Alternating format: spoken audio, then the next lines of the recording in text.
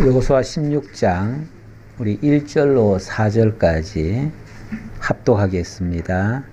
요셉 자손이 제비 뽑은 것은 여리고 샘 동쪽 곧 여리고 곁 요단으로부터 광야로 들어가 여리고로부터 베델 산지에 올라가고 베델에서부터 루스로 나아가 아렉 족속의 경계를 지나 아다롯에 이르고 서쪽으로 내려가서 야블렛 족속의 경계와 아래 베토론과 게세레까지 이르고 그 끝은 바다라.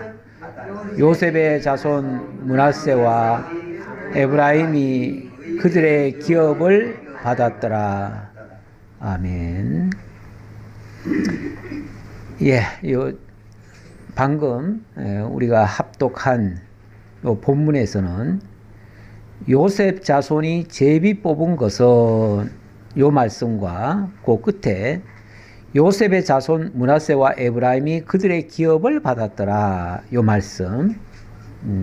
그 나머지 내용들은 뭐 여러 가지 지명들이 나오는데 그 지명들은 솔직히 우리가 다 알 수가 없습니다. 뭐 우리가 거기 가본 적이 없어가지고 뭐 그 지명이 어떻게 됐는지 솔직히 잘 몰라요. 지도 가지고 얘기는 하지만은 솔직히 지도 가지고 잘 모르겠어요.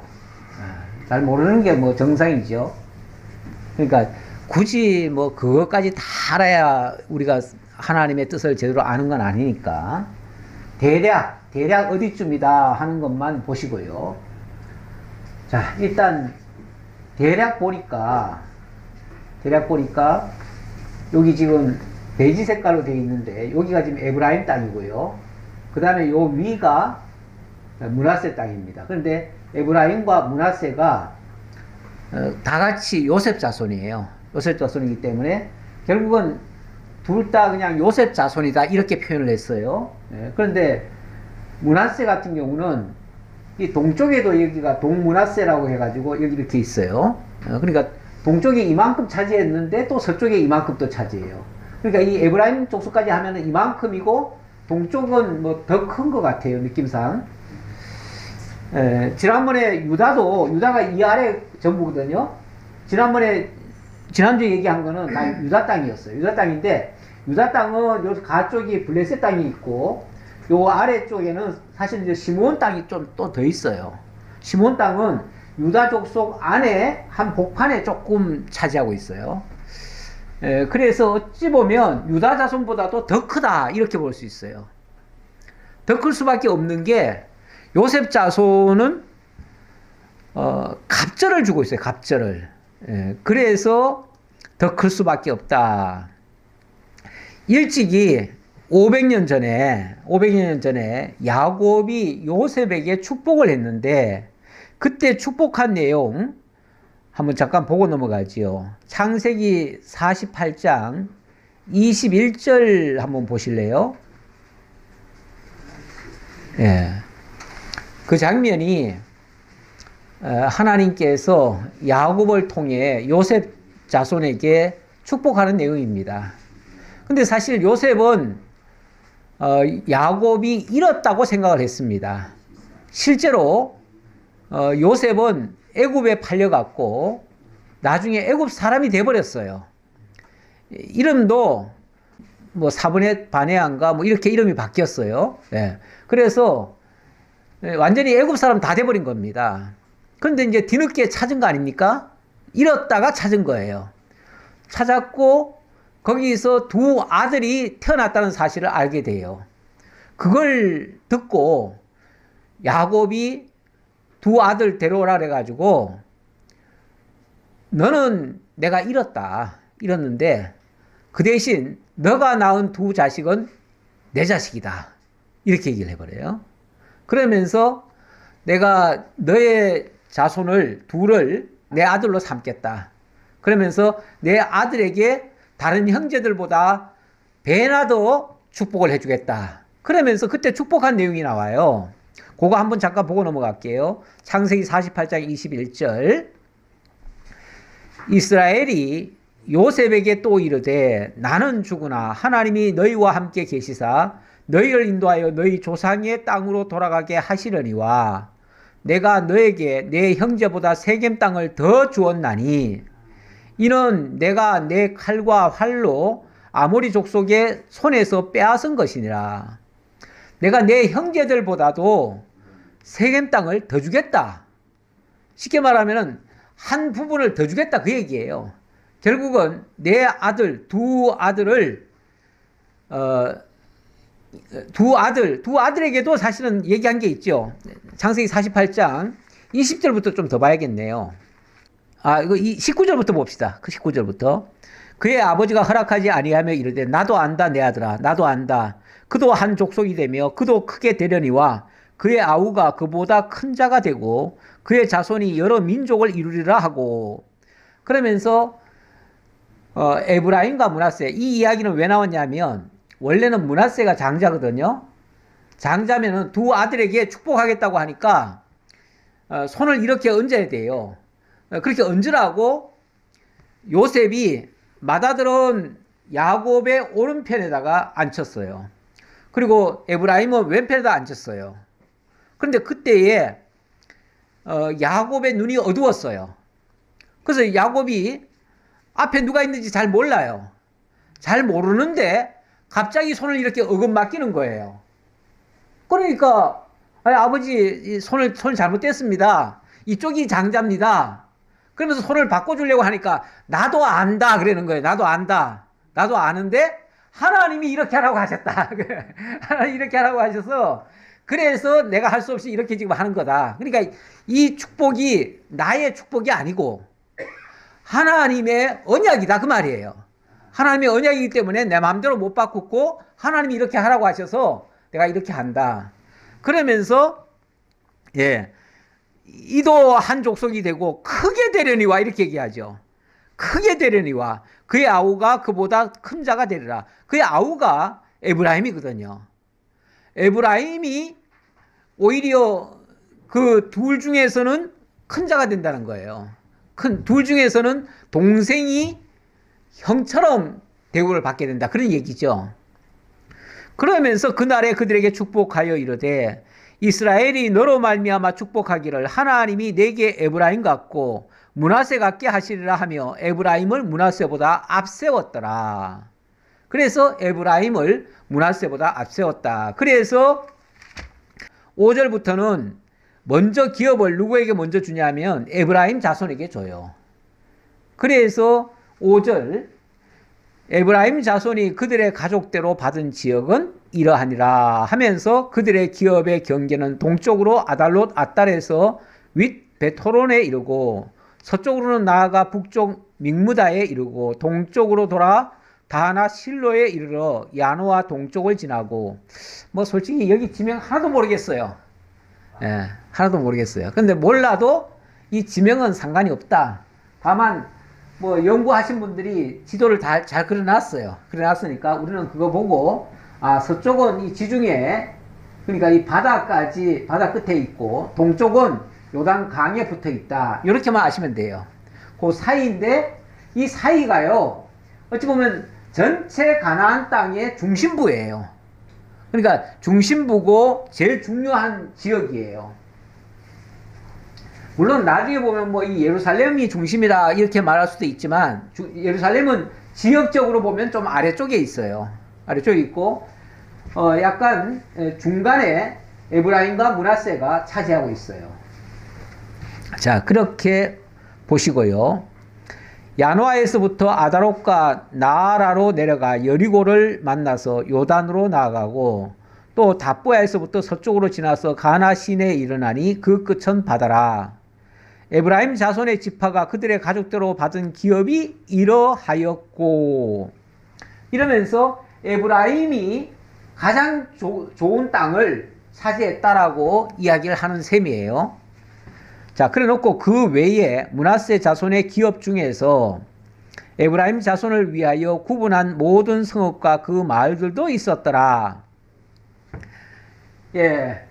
원래는 이 땅이 므낫세에게 줄 땅인데 에브라임에게 줬다 이런 말인 것 같기도 하고 뭐 어쨌든 자오가 므낫세와 에브라임은 지금 섞여 있어요. 섞여서 이렇게 함께 지금 얘기하는 것 같아요. 그들이 게셀에 거주하는 가나안 족속을 쫓아내지 아니하였으므로, 자 이렇게 나눠줬다라고 얘기를 하면서 그 다음에 뭐라고 그럽니까? 그 중에 일부는 쫓아내지 못했다. 게셀이 어딘가요? 뭐 어딘지 모르겠어요. 몰라도 상관은 없다. 좌우간 게셀이라고 하는 지역에 그 지역은 쫓아내지 못했잖아요. 가나안 족속이 오늘까지 에브라임 가운데에 거주하며 노역하는 종이 되니라. 그런데 다 쫓아내면 더 좋겠지만 또 덜 쫓아내면 덜 쫓아내는 대로 또 필요해요. 뭐에 필요하냐면 쫓아내지 않는 대신에 그들을 종으로 삼을 수가 있어요. 그래서 다 쫓아내는 게 아니라 우리 하나님이 사실은 다 쫓아내지 않게 하셨어요. 왜냐하면 거친 지역을 관리하려면은 종들도 필요하거든요. 자기네들이 다 감당을 못해요. 그래서 일부러 좀 남겨놓은 측면도 있어요. 뭐 자기네들이 남겨놓은 건 아닌데 자기네들은 능력이 모자라서 남겨놓은 건데 결과적으로 보면 하나님께서 좀 남겨놓게 하시고 그래서 종으로 사용하기도 하고 또 경우에 따라서는 그들이 나중에 속썩이는 자들이 되기도 하고 항상 속썩이는 자가 옆에 있어야 됩니다. 있어야 돼요. 우리 하나님이 꼭 남겨놓습니다. 그러니까 그거는 우리가 필요하다고 필요악일 수도 있어요. 필요악. 세상에 왜 저런 인간은 없었으면 좋겠다. 저런 사람은 없었으면 좋겠다. 이런 생각할 때가 있잖아요. 근데 그런 사람 없으면 또 다른 문제가 또 발생해요. 가끔 보면은 곤충들 중에 아주 해로운 곤충 같아가지고 그것을 박멸하는 경우가 있습니다. 근데 박멸하고 나면요. 물론 그것 때문에 피해를 입는 거는 좀 덜해졌는데 다른 질병이 아주 창궐하는 경우가 있어요. 그럼 나중에 알고 보니까 그 곤충이 그 병균을 옮기는 것들을 다 잡아먹었던 거예요. 그래서 그걸 제거하고 나니까 그 더 악한 것들이 그냥 활개를 치는 거예요. 그러니까 좀 덜 나쁜 것이 우리 눈에 나쁘게 보이니까 제거를 했는데 알고 보니까 그것 때문에 더 악한 것들이 설치게 만들어요.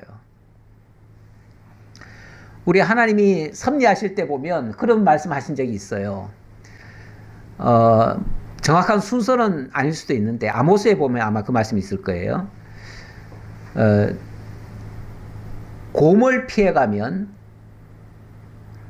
뭐 뱀을 피하면 곰을 만나고 곰을 피하면 사자를 만난다고 했던가요? 뭐 저하고는 비슷해요. 그런 표현이 있어요. 그러니까 뭐 하나가 싫다고 해서 그거 피해가면 없어지는 게 아니고 더 큰 걸 만날 수가 있어요. 더 큰 시험거리도 나올 수가 있고요. 그러니까 무엇을 만나든지 그것을 피해갈 생각보다는 그것을 물리치고 이겨갈 생각을 하는 게 나아요. 그렇죠? 그 위기만 모면하고 그때만 모면하면 다 되는 게 아니에요. 돌아서도 그게 또 나올 수가 있어요. 그러니까 우리는 쉽게 갈 생각만 하지 말고 하나님이 뭔가를 부딪히게 하면 그거를 극복하고 나가야지. 그냥 이 순간만 모면하면 된다. 그렇지 않습니다. 절대. 우리 하나님이 첩첩삼중이라는 말이 있잖아요. 산 하나를 넘으면 또 다른 산을 또 만나지 산 하나 넘었다고 해가지고 그냥 완전히 평지만 만나는 게 아니에요. 그러니까 그걸 피할 생각하지 말고 다 극복을 하는 게 중요하다. 우리 하나님이 다 필요해서 남겨놨다. 필요해서. 세상에 필요 없는 게 없어요. 우리가 보기에는 필요 없는 것 같은데 실제로는 다 필요해요. 그래서 가끔씩 속썩이는 사람도 옆에 필요하다. 그래서 꼭 누구를 만나게 합니까? 우리 만나게 하는 사람들. 왼수를 만나게 하잖아요. 어디 다른 길로 가지 못하도록 외길에다가 원수를 만나게 하잖아요. 그래서 옛날에 그 어르신들한테 물어보니까 옆에 있는 사람이 누구냐 하니까 왼수라고. 아니, 그러지 말고 네 글자라고 하라 그랬더니 그냥 평생 왼수. 평생 왼수를 갖다가 옆에다가 더 가지고 늘 긴장하게 만드시는 우리 하나님이십니다. 그래서 이스라엘 백성들 땅을 주시면서 꼭 끝에 가서 하나는 남겨놨다 그래요. 하나는 남겨놨다. 지난번 유다도 그랬잖아요. 유다도 다 물리쳤는데 예루살렘은 남겨놨다 그러잖아요. 근데 예루살렘 얼마나 중요한 곳인데요. 그 중요한 것을 남겨놨다니까요. 가장 중요한 거. 그거는 우리에게 계속 숙제예요. 우리에게 가장 어쩌면은 피할 수도 없는 그런 사람을 옆에다 두고, 그 사람이 사실은 제일 중요한 사람이에요. 중요한 사람을 옆에다 두고 평생 우리를 긴장하게도 만들지만 또 우리를 하나님 앞에 다듬어가는 그런 재료로도 사용을 해요. 그 다음 17장으로 넘어갑니다. 17장은 역시 정복지 분배 중에서 이번에는 므낫세 지파에게 주시는 땅입니다. 므낫세 지파를 위하여 제비 뽑은 것은 이러하니라. 므낫세는 요셉의 장자였고 므낫세의 장자 마길은 길르앗의 아버지라. 그는 용사였기 때문에 길르앗과 바산을 받았으므로, 그는 용사였기 때문에 길르앗과 바산을 받았다. 이 바산의 암소 뭐 이런 표현이 있어요. 바산의 암소. 이 뭐 암소라는 표현이 참 우직하잖아요. 소라고 하는 게 원래 우직하고, 근데 또 한편으로는 또 미련할 정도로 그런 게 있어요. 소가 굉장히 순한 것 같은데 유일하게 호랑이를 이겨먹는 것이 소입니다. 호랑이를 소가 못 이겨요. 뭐 소가 공격적이어서 이기는 게 아니에요. 소는 그냥 가만히 있을 뿐이에요. 눈만 꼬박꼬박거리고 있는데 이게 호랑이가 못 이겨내요. 덤벼들면은 뭐 아마 가만 안 두는 모양이에요. 그런 말이 있어요. 난 직접 본 적은 없는데 그런 말이 있어요. 여기 이제 바산의 암소 했을 때는 굉장히 고집스럽고 우직스럽고 뭐 아마 그런 뜻으로 하는 것 같아요. 여기는 굉장히 거친 곳이고 그런 곳에다가 므낫세를 그쪽 지역을 줬다 그 말이에요. 그러니까 그는 용사였기 때문에 길르앗과 바산을 받았다. 이 말은 바꿔 말하면 그쪽은 굉장히 거친 지역이기 때문에 용사 같은 이 므낫세에게 그 기업을 줬다. 그런 얘기죠. 그런데 사실은 그 기업도 자기가, 그러니까 사람이 보기에는 그 용사니까 그쪽이 적당하겠다. 그러니까 너 거기 가라 라고 한 것 같은데 사실은 그것도 제비 뽑아 나눠준 곳이에요. 제비를 뽑았으니까 일단은 어느 누구도 반발을 못합니다. 그렇죠? 반발을 못해요. 그것이 좋든 나쁘든 반발 못하고. 그런데 제비 뽑았는데 하나님이 정한 대로 주셨다. 이게 이제 더 놀랍지요. 결국 제비를 사람이 뽑으나 그 일을 작정하기는 하나님께 있다. 결국은 하나님의 정한 대로 제비 뽑아서 나눠준 것이다. 그러니 어느 누구도 반항하지 못하고 하나님이 주신 대로, 결과적으로는 하나님이 주셨다라고 말할 수밖에 없도록 이렇게 만드셨다. 그런 얘기고요. 므낫세의 남은 자손을 위하여 그들의 가족대로 제비를 뽑았는데 그들은 곧 아비에셀의 자손과 헬렉의 자손과 아스리엘의 자손과 세겜의 자손과 헤벨의 자손과 스미다의 자손이니 그들의 가족대로 요셉의 아들 므낫세의 남자 자손들이며, 여기 여러 지역을 얘기하면서 그 지역을 다 제비 뽑아 나눠줬다네요. 그렇죠? 그러니 뭐 누가 여기에 대해서 항변을 하겠습니까?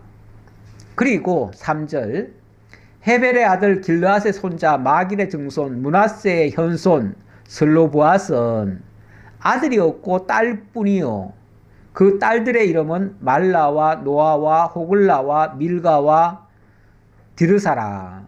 여기 뭐 5딸들이 나오네요.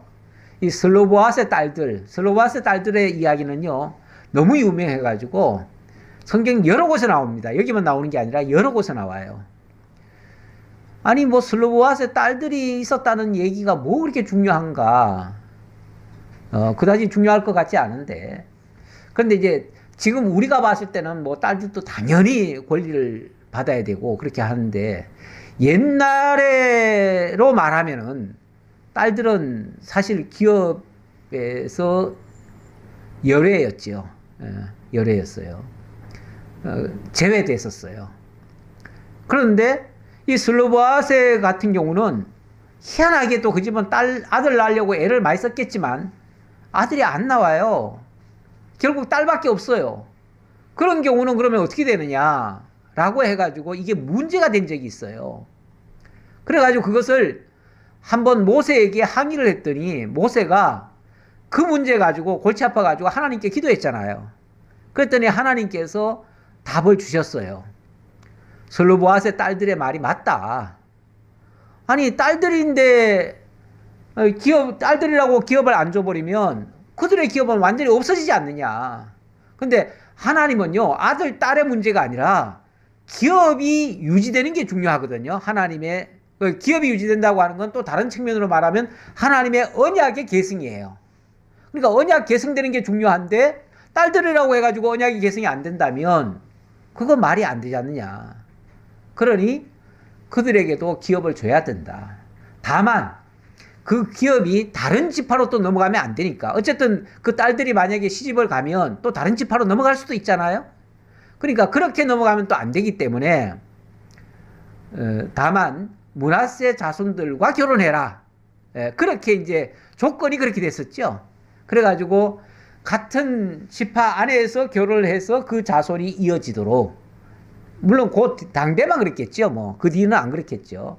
어쨌든 그렇게 해가지고 그건 모세를 통해서 하나님께로부터 응답을 받은 내용이었어요. 그 내용이 실제로 그렇게 이루어졌다라고 지금 소개하는 장면이에요.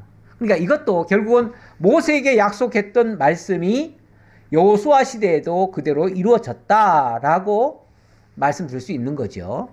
요거 이제 광야 시대 때에 그런 일이 있었고, 그게 이제 여호수아 시대에 와서 실제로 그렇게 되어졌다. 이렇게 말씀드릴 수 있습니다. 그러면서 그 과정 이야기를 또 한 번 더 하네요. 그들이 제사장 엘르아살과 눈의 아들 여호수아와 지도자들 앞에 나와서 말하기를, 여호와께서 모세에게 명령하사 우리 형제 중에서 우리에게 기업을 주라 하셨다 하며, 여호와의 명령을 따라 그들에게 그들의 아버지 형제들 중에서 기업을 주므로 요단 동쪽 길르앗과 바산 외에 므낫세에게 10분깃이 돌아갔으니, 이 므낫세에게 많은 기업이 돌아가게 됐다 그 말이죠. 므낫세의 여자 자손들이 그의 남자 자손들 중에서 기업을 받은 까닭이었으며, 길르앗 땅은 므낫세의 남은 자손들에게 속하였더라. 그러니까 길르앗에 이제 10개의 아마 그 소 지역들이 있었던가 봐요. 그 중에서 한 지역은 요거는 슬로보아스의 딸들의 몫이다 하고, 그거는 아예 그냥 손을 못 대게 한 거죠. 그래가지고 그 10분의 1 정도는 슬로보아스의 딸들이 가져가고 나머지를 그 나머지들에게 나눠줬다. 그러면서 결국은 모세에게 약속한 말씀대로 되어졌다라는 이야기입니다. 이것도 이제 이 말씀의 의도를 잘 모르면은 슬로보아스의 딸들이 강구했기 때문에 이 땅을 차지할 수 있었다 이렇게 말할 수 있지만, 사실은 슬로보아스의 딸들이 구하기 전에 하나님이 모세에게 그렇게 알려주셨어요. 다시 말하면 하나님이 그렇게 주시겠다고 약속을 하셨고, 그 약속대로 슬로보아스의 딸들이 때가 돼서 여호수아에게 간구를 했어요. 그랬더니 여호수아가 그 약속의 말씀을 인용하면서 그대로 이루어졌어요. 우리가 기도하는 것도 마찬가지예요.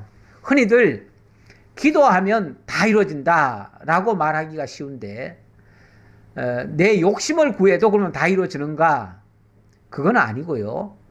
하나님이 약속한 그 한도 내에서 우리로 하여금 소망을 삼고 소원을 가지고 기도할 때에 그 약속이 이루어진다. 이렇게 보시는 것이 맞죠. 그래서 우리가 기도하는 것은 덮어놓고 기도하는 게 아니고 하나님의 언약을 구하는 것이다.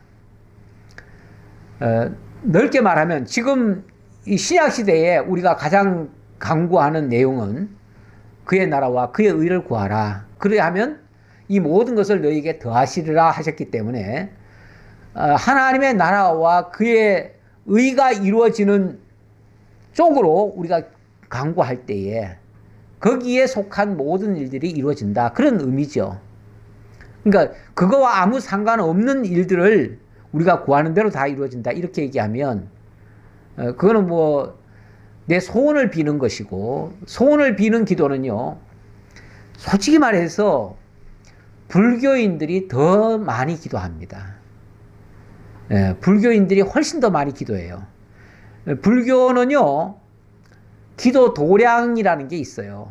제가 요 건너편으로 이렇게 가다 보니까 거기도 기도 도량이 있어요.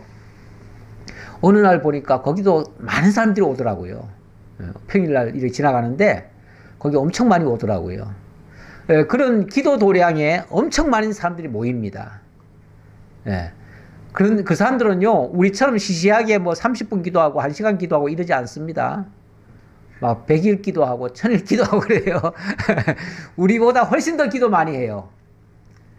우리 기독교인들이 기도 많이 하는 것 같지만 기독교인들은 그냥 시끄럽게 많이 기도하지요. 시끄럽게. 시끄럽게 많이 기도하지, 그 사람들은요, 조용하게 그렇게 기도를 많이 해요. 그러니까 진짜 기도는 그 사람들이 더 많이 해요. 그래서 기도를 양으로 자꾸 얘기하시는 분들이 있는데, 며칠 전에도 또 기도를 뭐 하루에 3시간 이상은 기도 안 하면 안 된다고 또 강조하시는 분이 계시더라고요. 그러면서 특히 목회자들은 뭐 하루 3시간 이상 반드시 기도하라고 이렇게 또 강조를 하시더라고요. 그런데 그런 식으로 시간 정해놓고 물론 뭐 안정하고 하는 것보다는 훨씬 더 효율적이겠지요. 그러나 뭘 위해서 기도하느냐가 더 중요하지, 뭐 양을 가지고 따지는 것은 별 의미가 없다. 내용이 중요하다. 그런 뜻입니다. 자, 7절로부터 므낫세가 받은 그 땅의 사명 경계를 밝혀주는데요. 여기서 심플해가지고 심플한 지도를 하나 더 가져왔습니다. 므낫세가 받은 땅입니다. 에브라임이 받은 땅보다 훨씬 더 커요. 그리고 므낫세는 여기만 받은 게 아니라 사실은 이미 동쪽도 다 받았기 때문에 땅 크기로 말하면은 뭐 제일 커요. 므낫세의 경계는 아셀에서부터 세게마 믹무다까지이며 그 오른쪽으로 가서 답부아 주민의 경계에 이르나니, 답부아 땅은 므낫세에게 속하였으되 므낫세의 경계에 있는 답부아는 에브라임 자손에게 속하였으며, 또 그 경계가 가나 시내로 내려가서 그 시내 남쪽에 이르나니, 므낫세의 성읍 중에 이 성읍들은 에브라임에 속하였으며 므낫세의 경계는 그 시내 북쪽이요 그 끝은 바다이며. 므낫세 얘기하면서 자꾸 에브라임 얘기하는 거는 에브라임과 므낫세가 같이 경계에 붙어있기 때문에 그래요. 그렇게 같이 보시면 되고요. 남쪽으로는 에브라임에 속하였고 북쪽으로는 므낫세에 속하였고 바다가 그 경계가 되었으며, 그들의 땅의 북쪽은 아셀에 이르고 동쪽은 이사갈에 이르렀으며, 이사갈과 아셀에도 므낫세의 소유가 있으니 곧 벳산과 그 마을들과 이블람과 그 마을들과 돌의 주민과 그 마을들이요 엔돌 주민과 또 그 마을들과 다낙 주민과 그 마을들과 무깃도 주민과 그 마을들 새 언덕 지역이라. 자, 이렇게 해서 어쨌든 우리가 확실히 알 수 없지만 뭐 아셀도 얘기했고 이사갈도 얘기했잖아요. 그러니까 뭐 왼쪽은 아셀에 붙었고 오른쪽은 이사갈, 그러니까 동북쪽은 이사갈에 붙었다, 뭐 그런 얘기를 지금 한 거예요.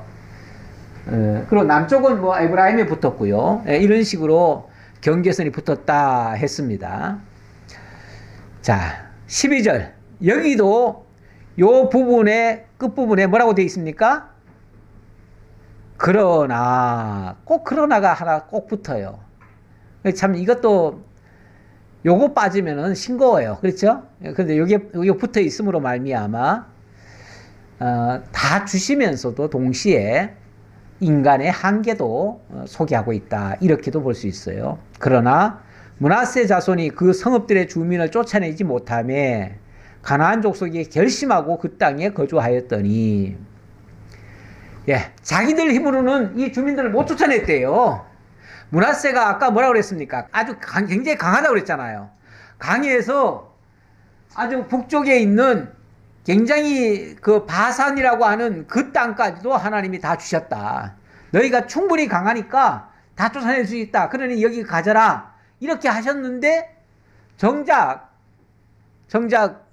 이 몇 군데는 쫓아내지 못했대요. 예. 그래가지고 그 가나안 족속들이 결심하고 그 땅에 거주하였대요.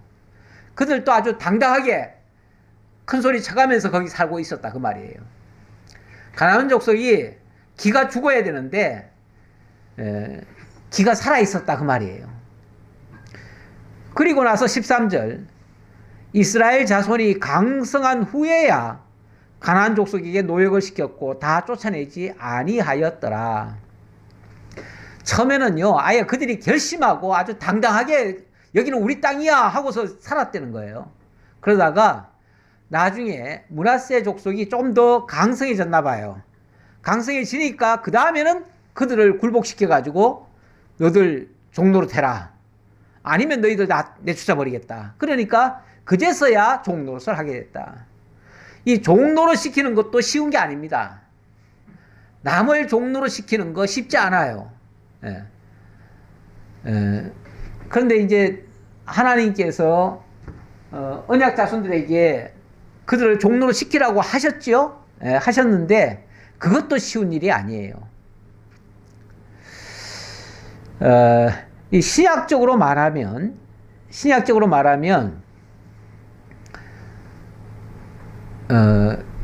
우리가 그리스도의 사람으로서 모든 죄악된 요소를 우리가 이겨내고 그것을 다스리며 그렇게 살아야 맞거든요. 근데 그게 우리가 약할 때는 그것도 안 되는 겁니다. 안 돼요. 언제 가능하냐? 우리가 더 강해져야 돼요. 더 강해져야 육체의 소욕을 제어할 수가 있습니다. 안 그러면 육체의 소욕을 제어하지 못해요. 그 인간에게는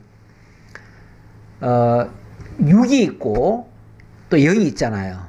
우리가 예수 믿기 전까지는 영이라고 하는 그 실체에 대해서는 잘 몰랐어요. 근데 예수를 믿고 난 다음에 성령께서 우리를 속사람을 거듭나게 하십니다. 근데 거듭나게 했는데 예수 믿고 난 다음에도 우리의 육신은 여전히 뭘 합니까? 죄 종노릇을 하고 있어요. 쉽게 말하면 내 말 안 듣고 자꾸 그 마귀를 쫓아가는 거죠. 그런 일을 하는 거예요. 그런 것을 완전히 내쫓아야 되는데 내쫓지를 못하는 거예요. 내가 약하니까 이겨내지 못해요. 근데 갈라디아서 5장 16절 이하에 보면 이런 말씀이 있습니다. 제가 봉독해 드릴게요. 내가 이르노니 너희는 성령을 따라 행하라. 그리하면 육체의 욕심을 이루지 아니하리라. 육체의 소욕은 성령을 거스리고 성령은 육체를 거스리나니 이 둘이 서로 대적함으로 너희가 원하는 것을 하지 못하게 하려 함이니라.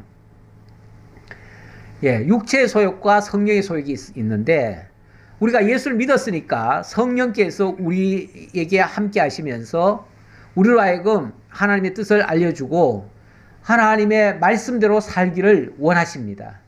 근데 우리 육체는 그게 싫어요. 불편해요. 힘들어요. 그러니까 자꾸만 하나님의 말씀은 그렇더라도 내가 그것을 못 따라가는 거예요. 그런데 이제 이게 그러면 계속 그렇게 내버려 두고 그래 인간은 어쩔 수 없어. 죽을 때까지 그냥 가는 거야. 그냥 내버려 두고 그냥 가는 건가?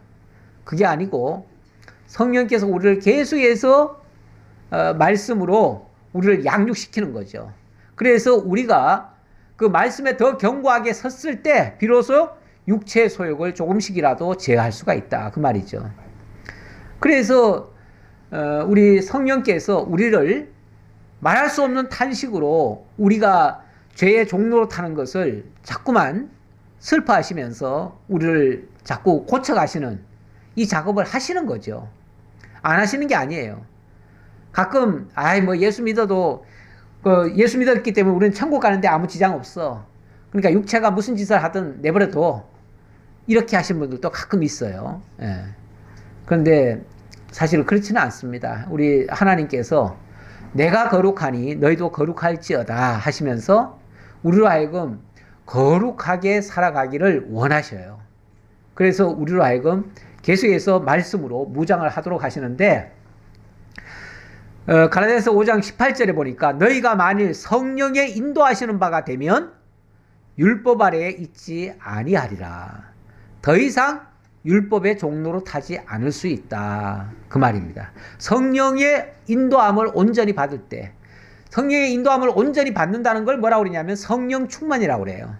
예, 우리가 성령 충만할 때에 비로소 육체의 소욕을 제어할 수가 있다. 그 말이죠. 그래서 너희가 늘 성령에 속하여서 있으라고 그렇게 요구를 하는 것이죠. 예. 자, 그리고 14절입니다. 자, 14절로 마지막 18절까지는 요셉 자손이 이번에는 요구하는 게 있네요. 뭘 요구하냐면 살림 지역을 아마도 더 달라고 한 것 같아요. 예.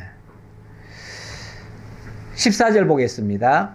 요셉 자손이 여호수아에게 말하여 이르되 여호와께서 지금까지 내게 복을 주심으로 내가 큰 민족이 되었거늘 당신이 나의 기업을 위하여 한 제비 한 분깃으로만 내게 주시면 어찌함이니까 하니. 제가 봤을 때는 제일 많은 땅을 차지했는데, 그렇죠?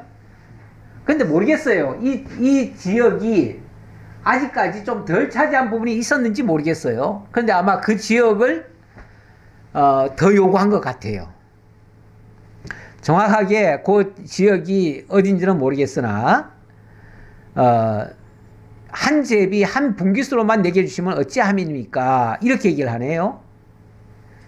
이 므낫세가 굉장히 그 백성들도 많은 것 같아요. 그러니까 에브라임과 므낫세를 합하면은 아마 유다 자손보다 더 많을 것 같아요. 내가 정확히 지금 계산은 지금 못 해봤는데 전에 그 민수기 할 때 보니까 더 많았던 것 같아요.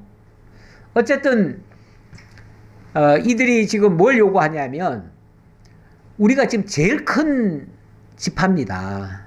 물론 므낫세와 에브라임을 합쳐서 한 소리예요. 우리가 제일 큰 지파입니다.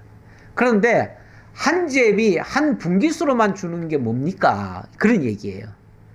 아마도 에브라임과 므낫세를 묶어가지고 이렇게 주니까 한 지파를 더 요구한 것 같기도 하고, 왜냐하면 일찍이 아까 우리가 창세기 48장 21절 이하에 우리가 봤지만 거기서 뭐라고 그랬냐면 한 분깃을 더 주겠다 그랬잖아요. 한 분깃을 더 주겠다. 결국 그거는 이제 두 몫이란 얘기거든요. 두 몫이고 두 몫이 바로 장자의 기업이에요. 원래 옛날부터요 장자들은 두 몫을 줬어요. 근데 원래는 이 요셉 자손이 장자는 아니죠. 장자는 아닌데 르우벤이 장자인데 르우벤이 장자권이 박탈이 돼버렸어요. 그리고 나서 영적인 장자권은 어찌 보면 유다가 차지한 셈이 됐고요. 육적인 장자권은 이 요셉 자손이 차지하게 된 거예요.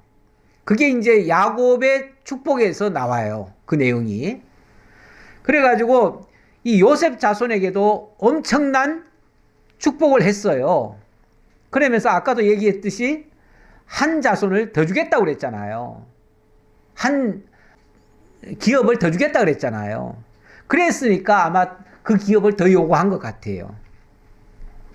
일단 창세기 49장 22절 이하에 요셉에 대한 축복 내용이 나오는데 그거 한번 보고 넘어갈게요.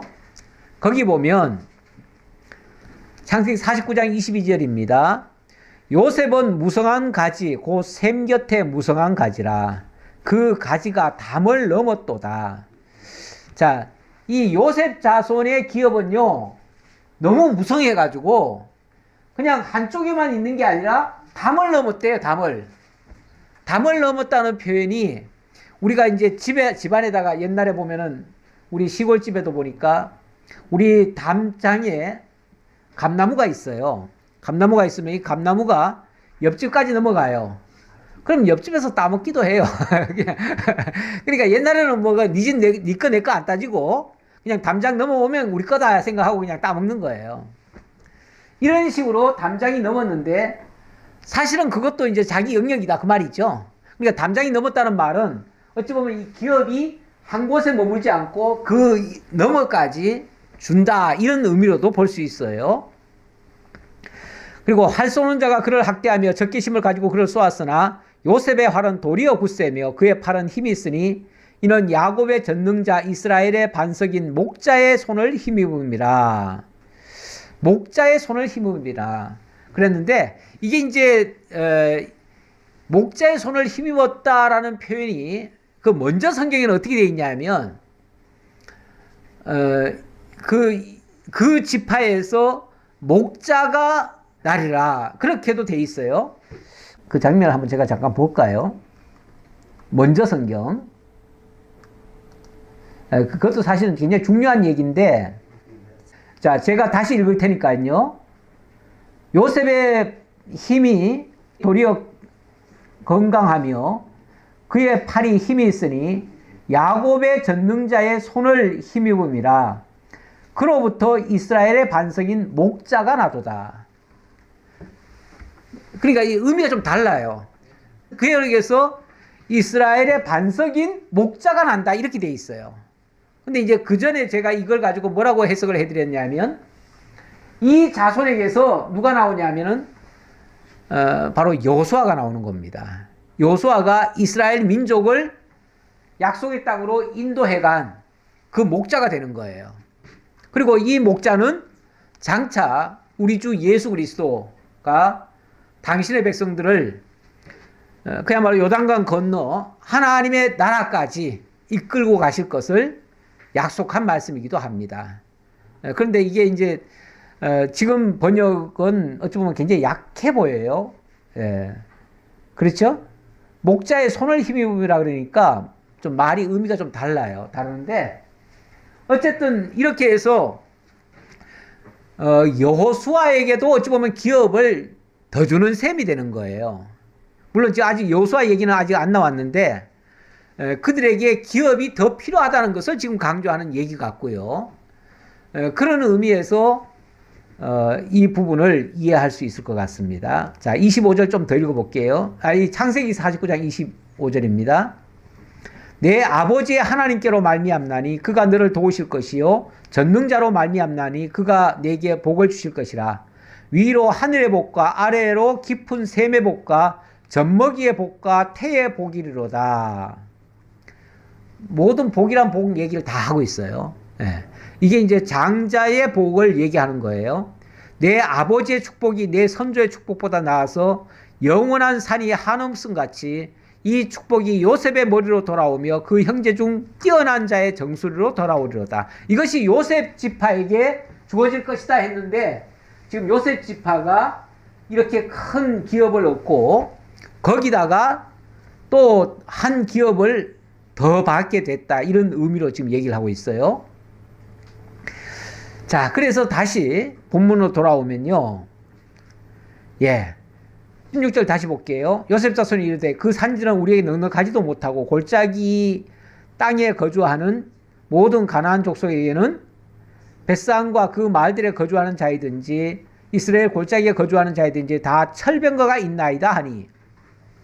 그런데 아마 어느 한 지역을 가리키면서 저기도 우리가 필요합니다라고 했던 것 같아요. 그러니까 필요하다고 했지만 사실 그 땅은 난공불락의 성일 수 있어요. 왜 그러냐면 거기에 철병거가 있다고 그러잖아요. 철병거라고 하는 것은 그 당시로는 정말 이길 수 없는 무기예요. 그 당시로는. 그런 철병거가 딱 버티고 있는데 어떻게 이기겠어요? 그런데 여호수아가 뭐라고 그러냐면 그들을 향해서 물론 그들도 욕을 했고요. 그런데 15절 다시 볼게요. 15절. 자, 너희가 부족하다면 쉽게 말하면 저 땅을 줄게, 저 땅을.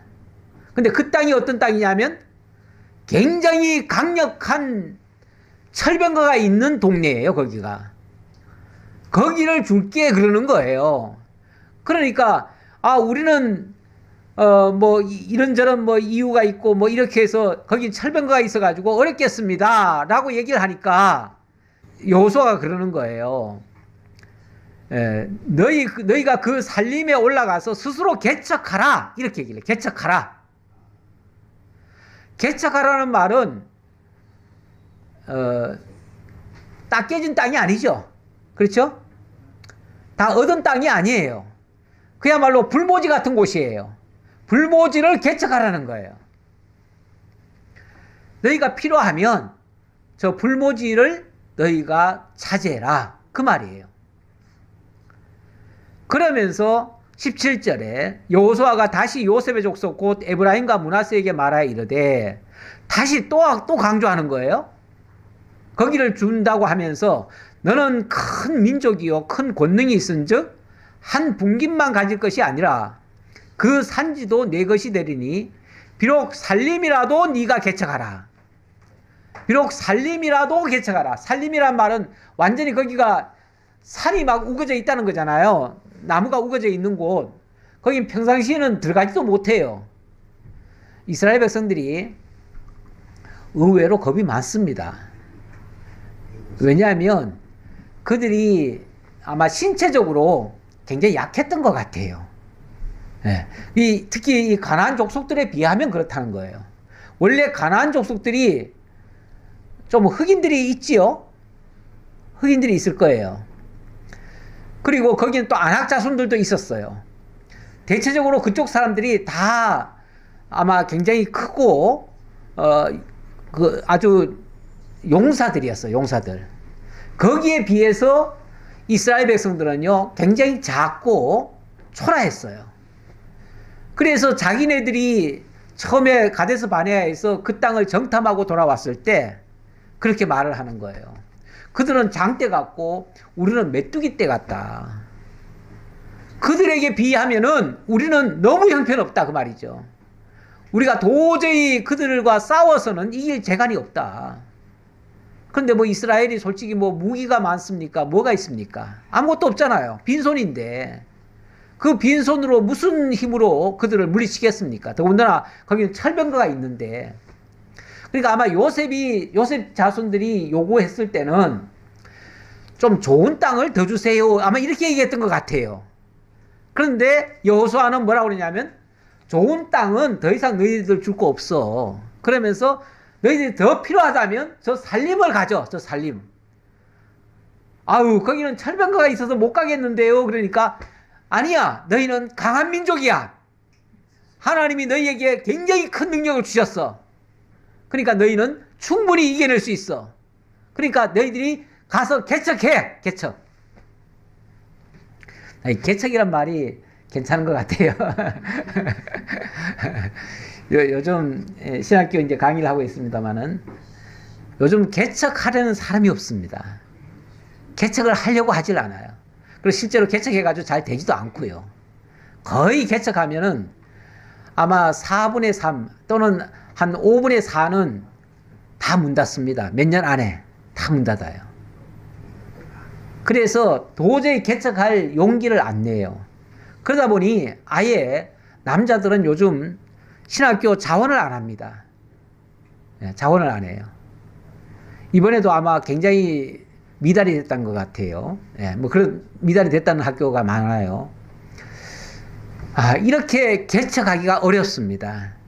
그러다 보니까 설령 이제 그 신학교에 들어왔더라도 졸업하고 나면 어디 좀 큰 교회 가서 부교육자로 있다가 그 다음에 거기서 뭐 지교회를 하나 세워주면 그리 나갈까 이런 계산들을 하고 있어요. 개척은 꿈을 못 꿉니다. 그런데 사실 기본적으로 제가 신학교 다닐 때만 해도 그랬어요. 기본적으로 목회자는 신학을 하고 나면 무조건 개척하라고 그래요. 개척하지 않은 자에게는 아예 목사 안수를 안 줘버려요. 몇 년이 지나도 안수를 안 줘요. 그러다가 개척하겠다고 하면 그때서야 부랴부랴 준비해가지고 목사 안수를 줍니다. 예. 그렇게 해야 나가서 정말 빈털터리라도 아니면은 뭐 대부분 보면은 개척할 때 보면은 다 자기 재산 팔아다가 가지요. 그렇게 해서라도 가는 거죠. 진짜 막말로 생명 걸고라도 개척을 하지요.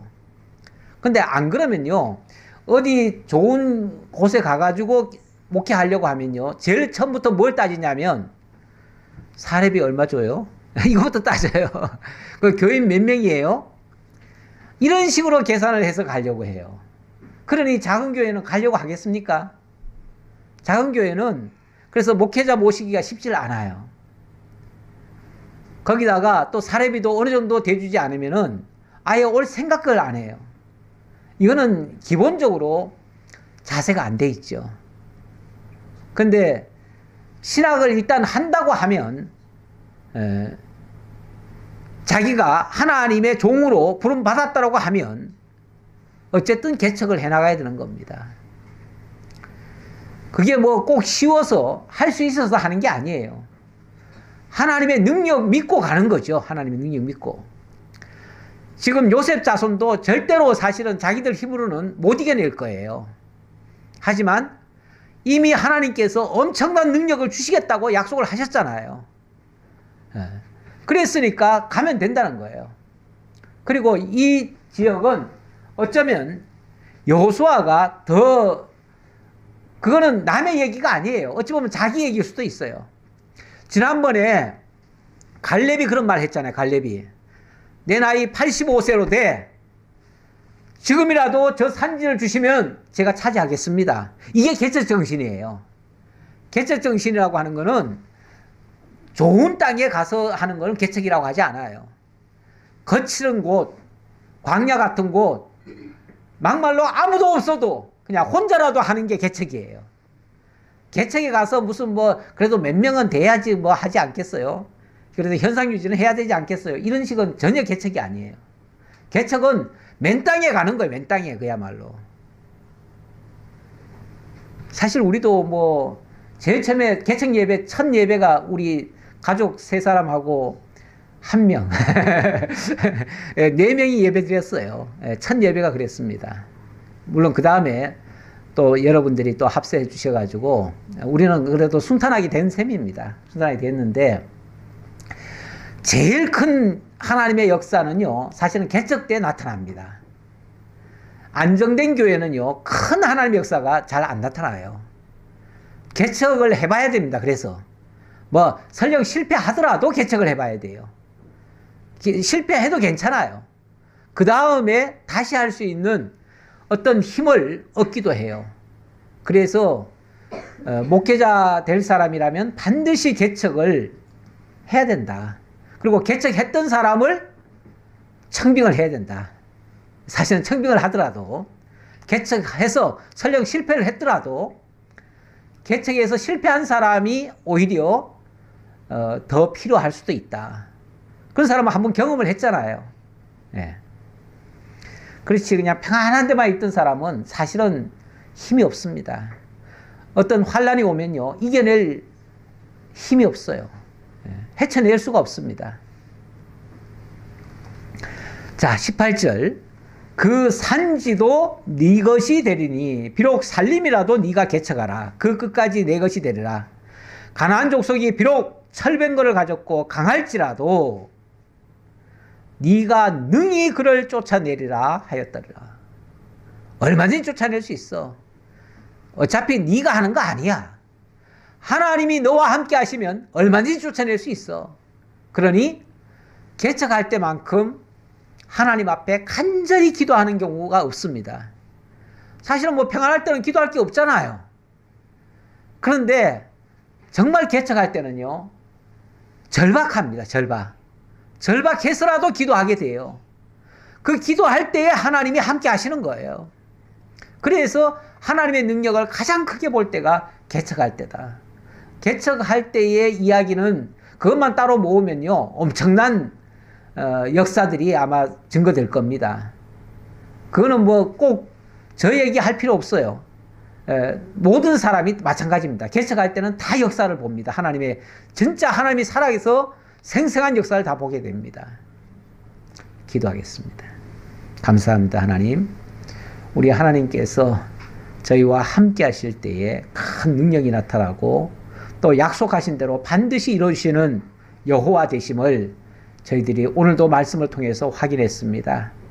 우리에게 주신 약속의 말씀 잊지 않게 하시고 늘 하나님이 준비하신 그의 나라와 그의 의를 위하여 기도하며 하나님의 도우심을 잊고 하나님이 하게 하심을 따라 그 어떤 것도 개척하는 마음으로 감당해낼 수 있는 저희 모두가 되게 하옵소서.